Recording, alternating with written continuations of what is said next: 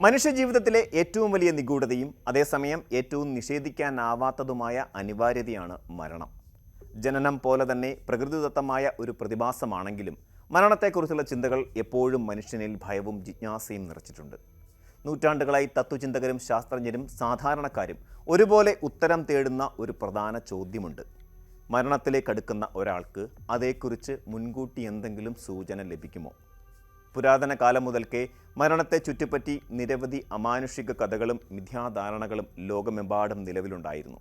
എന്നാൽ ആധുനിക വൈദ്യശാസ്ത്രവും palliative care രംഗത്തെ ആഴത്തിലുള്ള പഠനങ്ങളും വ്യക്തമാക്കുന്നത് മരണമെന്നത് പെട്ടെന്ന് സംഭവിക്കുന്ന ഒരു മാന്ത്രിക പ്രതിഭാസമല്ല, മറിച്ച് മനുഷ്യ ശരീരം ഘട്ടം ഘട്ടമായി നടത്തുന്ന ഒരു ജൈവശാസ്ത്രപരമായ പിൻവാങ്ങലാണ് എന്നതാണ്.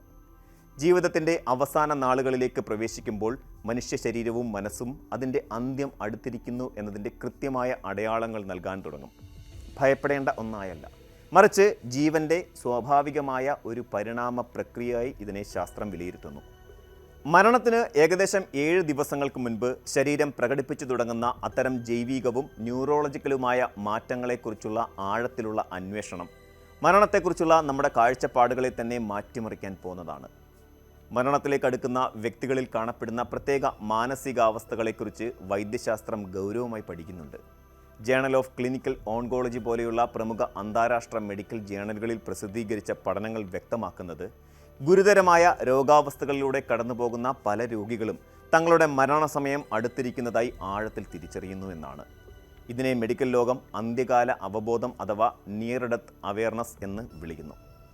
രോഗി തൻ്റെ പ്രിയപ്പെട്ടവരോട് യാത്ര പറയുകയോ പഴയകാല പിണക്കങ്ങൾ തീർക്കാൻ താൽപ്പര്യം കാണിക്കുകയോ അല്ലെങ്കിൽ താൻ ഉടൻ തന്നെ ഒരു വലിയ യാത്ര പോകാൻ ഒരുങ്ങുകയാണെന്ന് പ്രസ്താവിക്കുകയോ ചെയ്യുന്നത് ഇതിൻ്റെ ഭാഗമാണ്. ഇത് കേവലമൊരു മിഥ്യാധാരണയോ ഭാവനയോ അല്ല, മറിച്ച് തലച്ചോറിലെ ന്യൂറോ ട്രാൻസ്മിറ്ററുകളിൽ ഉണ്ടാകുന്ന പെട്ടെന്നുള്ള രാസമാറ്റങ്ങളും ഓക്സിജൻ്റെ അളവിലുണ്ടാകുന്ന വ്യതിയാനങ്ങളും ചേർന്നാണ് ഇത്തരമൊരു ആഴത്തിലുള്ള ശാന്തതയും അവബോധവും രോഗിക്ക് നൽകുന്നത്. ഈ സമയത്ത് പലരും ഭയത്തിൽ നിന്ന് മുക്തരായി അതീവ ശാന്തരായി കാണപ്പെടാറുണ്ട്. മരണത്തിന് ഏകദേശം ഒരാഴ്ച മുൻപ് ശരീരം തൻ്റെ മെറ്റബോളിസം അഥവാ ഉപാപചയ പ്രവർത്തനങ്ങളുടെ വേഗത ക്രമാതീതമായി കുറയ്ക്കാൻ തുടങ്ങും. ശരീരത്തിന് ഇനി അധികകാലം നിലനിൽക്കേണ്ടതില്ല എന്ന തിരിച്ചറിവിൽ കോശങ്ങൾ ഊർജം സംരക്ഷിക്കുന്ന അവസ്ഥയിലേക്ക് പ്രവേശിക്കുന്നു. ഇതിൻ്റെ ആദ്യ ലക്ഷണമായി രോഗിക്ക് ഭക്ഷണത്തോടും വെള്ളത്തോടുമുള്ള താൽപ്പര്യം പൂർണ്ണമായും ഇല്ലാതാകുന്നു. ദഹന വ്യവസ്ഥ വളരെ മന്ദഗതിയിലാകുന്നതിനാൽ ആഹാരം ദഹിപ്പിക്കാനുള്ള ശേഷി ശരീരം ഉപേക്ഷിക്കുന്നു. ഈ ഘട്ടത്തിൽ പലപ്പോഴും ബന്ധുക്കൾ രോഗിക്ക് നിർബന്ധിച്ച് ആഹാരവും വെള്ളവും നൽകാൻ ശ്രമിക്കാറുണ്ട്. എന്നാൽ ഇത് രോഗിക്ക് കൂടുതൽ അസ്വസ്ഥത ഉണ്ടാക്കുകയേ ഉള്ളൂ എന്ന് പാലിയേറ്റീവ് കെയർ വിദഗ്ധർ മുന്നറിയിപ്പ് നൽകുന്നു. വെള്ളം കുടിക്കാൻ സാധിക്കാതെ വരുന്നത് ദാഹമില്ലായ്മ കൊണ്ടല്ല, മറിച്ച് ശരീരത്തിലെ അവയവങ്ങൾ പ്രവർത്തനരഹിതമാകുന്നതിൻ്റെ സ്വാഭാവിക ലക്ഷണമാണ്. ഈ സമയത്ത് നാവും ചുണ്ടും വരണ്ടു പോകാതിരിക്കാൻ നനഞ്ഞ തുണി കൊണ്ട് തുടച്ചു കൊടുക്കുകയോ ഐസ് കഷണങ്ങൾ ചുണ്ടിൽ വെച്ച് കൊടുക്കുകയോ ചെയ്യുന്നത് മാത്രമാണ് രോഗിക്ക് ആശ്വാസം നൽകുക. ആഹാരവും വെള്ളവും കുറയുന്നതോടെ ശരീരം പ്രകൃതിദത്തമായ ചില വേദന സംഹാരികളായ എൻഡോൾഫിനുകൾ ഉൽപ്പാദിപ്പിക്കാൻ തുടങ്ങുകയും ഇത് രോഗിയുടെ അസ്വസ്ഥതകൾ കുറയ്ക്കുകയും ചെയ്യും. മരണം അടുത്തു വരുന്നതിൻ്റെ ഏറ്റവും പ്രകടമായ ജൈവിക ലക്ഷണങ്ങൾ പ്രകടമാകുന്നത് ശ്വസന പ്രക്രിയയിലാണ്. അവസാന നാളുകളിൽ ശ്വാസകോശത്തിൻ്റെ പേശികളുടെ ബലം കുറയുകയും മസ്തിഷ്കത്തിലെ ശ്വസന നിയന്ത്രണ കേന്ദ്രത്തിൻ്റെ പ്രവർത്തനം താളം തെറ്റുകയും ചെയ്യും.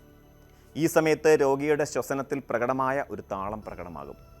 ആദ്യം വളരെ വേഗത്തിലും ആഴത്തിലും ശ്വാസം എടുക്കുകയും തുടർന്ന് ശ്വസനത്തിൻ്റെ വേഗത കുറഞ്ഞു വന്ന് ഏതാനും സെക്കൻഡുകൾ ശ്വാസം എടുക്കാത്ത അവസ്ഥയിലെത്തുകയും ചെയ്യും.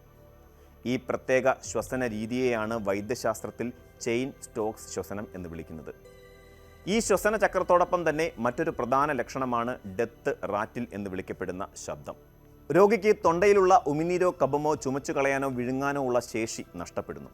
തന്മൂലം ശ്വാസം പുറത്തേക്ക് വിടുമ്പോൾ ഈ ദ്രാവകങ്ങളിലൂടെ വായു കടന്നു പോകുമ്പോൾ ഒരു പ്രത്യേകതരം ഖരഖര ശബ്ദം പുറത്തു വരുന്നു. ഇത് കേൾക്കുന്ന ബന്ധുക്കൾക്ക് രോഗി ശ്വാസം കിട്ടാതെ കഷ്ടപ്പെടുകയാണെന്ന് തോന്നാമെങ്കിലും രോഗി പൂർണ്ണമായും അബോധാവസ്ഥയിലോ അർദ്ധബോധാവസ്ഥയിലോ ആയതിനാൽ അവർക്കിതുകൊണ്ട് യാതൊരുവിധ വേദനയോ ബുദ്ധിമുട്ടോ അനുഭവപ്പെടുന്നില്ല എന്നാണ് ശാസ്ത്രീയ പഠനങ്ങൾ വ്യക്തമാക്കുന്നത്. മരണത്തിന് ഏതാനും ദിവസങ്ങൾക്ക് മുൻപ് രോഗിയുടെ ചിന്തകളിലും പെരുമാറ്റത്തിലും വലിയ അസ്ഥിരതകൾ പ്രകടമാകാറുണ്ട്. തങ്ങളുടെ അരികിൽ നിലവിൽ ജീവിച്ചിരിപ്പില്ലാത്ത പ്രിയപ്പെട്ടവരോ പണ്ടേ മൺമറഞ്ഞു പോയ ബന്ധുക്കളോ നിൽക്കുന്നതായും അവരോട് സംസാരിക്കുന്നതായും രോഗികൾ അവകാശപ്പെടാറുണ്ട്. ഇതിനെ മെഡിക്കൽ സയൻസ് ടെർമിനൽ ഡെലീറിയം അഥവാ മരണകാലത്തെ ആശയക്കുഴപ്പം എന്ന് തരംതിരിച്ചിരിക്കുന്നു. തലച്ചോറിലേക്കെത്തുന്ന ഓക്സിജന്റെ അളവ് വൻതോതിൽ കുറയുന്നതും കരളിൻ്റെയും വൃക്കകളുടെയും പ്രവർത്തനം മന്ദഗതിയിലാകുന്നതും മൂലം ശരീരത്തിൽ ടോക്സിനുകൾ അഥവാ വിഷാംശങ്ങൾ അടിഞ്ഞുകൂടുന്നതുമാണ് ഈ മിഥ്യാദർശനങ്ങൾക്ക് കാരണമാകുന്നത്. പലപ്പോഴും ഈ അവസ്ഥയിൽ രോഗികൾ അസ്വസ്ഥരാകുകയോ കൈകാലുകൾ ഇളക്കുകയോ ചെയ്തേക്കാം. എന്നാൽ പലപ്പോഴും അവർ കാണുന്ന ദർശനങ്ങൾ അവർക്ക് ഭയമല്ല, മറിച്ച് ഒരുതരം ആശ്വാസമാണ് നൽകുന്നത്. ഈ സമയത്ത് അവരെ തിരുത്താനോ തർക്കിക്കാനോ ശ്രമിക്കാതെ അവരുടെ കൈകൾ പിടിച്ചു ചേർത്ത് ഒപ്പം നിൽക്കുകയാണ് പ്രിയപ്പെട്ടവർ ചെയ്യേണ്ടത്. ഇതോടൊപ്പം തന്നെ ചില രോഗികളിൽ മരണത്തിന് തൊട്ടു മുമ്പ് പെട്ടെന്ന് പൂർണ്ണമായ ബോധവും ഊർജവും തിരിച്ചു കിട്ടുന്ന പ്രതിഭാസവും കാണാറുണ്ട്. ഇതിനെ ടെർമിനൽ ലൂസിഡിറ്റി എന്ന് ശാസ്ത്രം വിളിക്കുന്നു. അവസാന ആഴ്ചയിലേക്ക് കടക്കുമ്പോൾ ഹൃദയത്തിൻ്റെ പമ്പിംഗ് ശേഷി ഗണ്യമായി കുറയുന്നു. ഇതിൻ്റെ ഫലമായി രക്തചംക്രമണം, തലച്ചോറ്, ഹൃദയം തുടങ്ങിയ പ്രധാന അവയവങ്ങളിലേക്ക് മാത്രമായി പരിമിതപ്പെടുന്നു. കൈകാലുകളിലേക്കുള്ള രക്തയോട്ടം കുറയുന്നതിനാൽ രോഗിയുടെ പാദങ്ങളും കൈകളും തണുത്ത് മരവിക്കാൻ തുടങ്ങും. ചർമ്മത്തിൻ്റെ നിറം മങ്ങുകയും കടും നീലയോ ലാവെൻഡറോ നിറത്തിലുള്ള പാടുകൾ പടരുകയും ചെയ്യും. ഈ പ്രതിഭാസത്തെ മെഡിക്കൽ ലോകത്ത് മോട്ട്ലിംഗ് എന്നാണ് വിളിക്കുന്നത്. രക്തസമ്മർദ്ദം ക്രമാതീതമായി താഴേക്ക് പോകുന്നതിൻ്റെ ലക്ഷണമാണിത്. ഇതോടൊപ്പം തന്നെ രോഗിയുടെ ബോധാവസ്ഥയിലും മാറ്റം വരുന്നുണ്ട്. ദിവസത്തിൻ്റെ ഭൂരിഭാഗം സമയവും അവർ ആഴത്തിലുള്ള ഉറക്കത്തിലായിരിക്കും. ഉണർന്നിരിക്കുന്ന സമയങ്ങളിൽ പോലും സംസാരിക്കാനോ പ്രതികരിക്കാനോ ഉള്ള ശാരീരിക ബലം അവർക്കുണ്ടാകില്ല. എന്നാൽ ഈ അവസ്ഥയിലും അവരുടെ ശ്രവണശേഷി പൂർണ്ണമായും നഷ്ടപ്പെട്ടിട്ടുണ്ടാകില്ല എന്ന് പഠനങ്ങൾ തെളിയിക്കുന്നു. അതുകൊണ്ട് തന്നെ രോഗിയുടെ അരികിലിരുന്ന് ശാന്തമായി സംസാരിക്കുന്നതും അവരുടെ പ്രിയപ്പെട്ട പാട്ടുകൾ കേൾപ്പിക്കുന്നതും അവർക്ക് മാനസികമായ വലിയ ആശ്വാസം നൽകും. മരണമെന്നത് ജീവൻ്റെ സ്വാഭാവികമായ വിരാമമാണ്. ശരീരം അതിൻ്റെ അവസാന യാത്രയ്ക്കായി സ്വയം സജ്ജമാകുന്ന ഈ 7 ദിവസങ്ങളിലെ മാറ്റങ്ങൾ കൃത്യമായി മനസ്സിലാക്കുന്നത് മരണത്തോടുള്ള നമ്മുടെ ഭയമില്ലാതാക്കാൻ സഹായിക്കും. മെഡിക്കൽ സയൻസിൻ്റെയും പാലിയേറ്റീവ് പരിചരണത്തിൻ്റെയും സഹായത്തോടെ ഈ ലക്ഷണങ്ങളെ തിരിച്ചറിഞ്ഞ് രോഗിക്ക് വേദനയില്ലാത്തതും സമാധാനപരവുമായ ഒരന്ത്യം ഉറപ്പാക്കുകയാണ് പ്രധാനം. പ്രകൃതി ജീവന് നൽകിയിട്ടുള്ള ഈ സുരക്ഷിതമായ പിൻവാങ്ങൽ പ്രക്രിയയെ നിഗൂഢതകളോടെയല്ല, മറിച്ച് ആദരവോടെയും ശാസ്ത്രീയമായ ധാരണയോടെയുമാണ് നാം സമീപിക്കേണ്ടത്.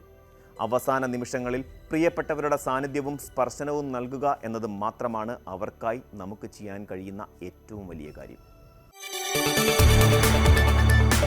കൂടുതൽ വാർത്തകൾക്ക് news 18 Keralam YouTube channel subscribe ചെയ്യുക.